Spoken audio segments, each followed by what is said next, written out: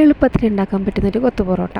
ആവശ്യമുള്ള സാധനങ്ങൾ: 2 പച്ചമുളക്, കുറച്ച് ഇഞ്ചി വെളുത്തുള്ളി പേസ്റ്റ്, 2 സബോള, ഒരു തക്കാളി, 2 മുട്ട. പിന്നെ ഞങ്ങൾ പുറത്തുനിന്ന് പൊറോട്ട മേടിച്ചിട്ടുണ്ടായിരുന്നു 4 എണ്ണം.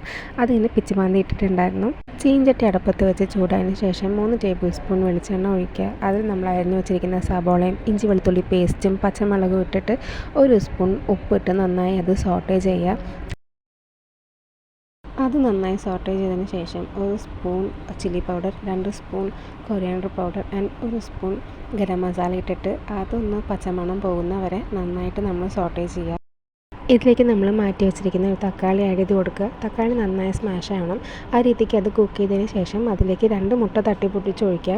മുട്ട നന്നായി പൊരിച്ചെടുക്കൊന്നും വേണ്ട, നമ്മൾ ആഡ് ചെയ്ത് വെച്ചിരിക്കുന്ന മസാലയായിട്ട് ഒന്ന് ജെല്ലായാൽ മതി. അതായതിനു ശേഷം നമ്മൾ കട്ട് ചെയ്ത് മാറ്റി വെച്ചിരിക്കുന്ന നമ്മുടെ പൊറോട്ട ആഡ് ചെയ്ത് കൊടുക്കുക. പൊറോട്ടയിൽ നമ്മുടെ ഈ മസാല നന്നായി അതിൽ മിക്സ് ആവണം.